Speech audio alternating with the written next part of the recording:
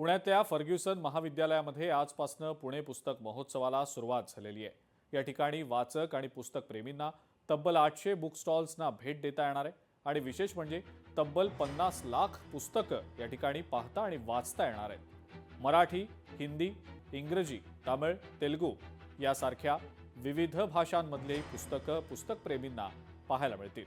9 दिवस चालणाऱ्या या महोत्सवात केंद्रीय परराष्ट्र मंत्री एस जयशंकर यांचं व्याख्यान देखील आयोजित करण्यात आलेलं आहे। यासोबतच इस्रो गगनयान कार्यक्रमातील अंतराळवीर म्हणून ओळखले जाणारे हवाई दलाचे ग्रुप कॅप्टन शुभांशु शुक्ला यांचं व्याख्यान सुद्धा या महोत्सवात आयोजित करण्यात आलंय। आजपासून सकाळी 11 ते रात्री 8 पर्यंत हा महोत्सव खुला असेल।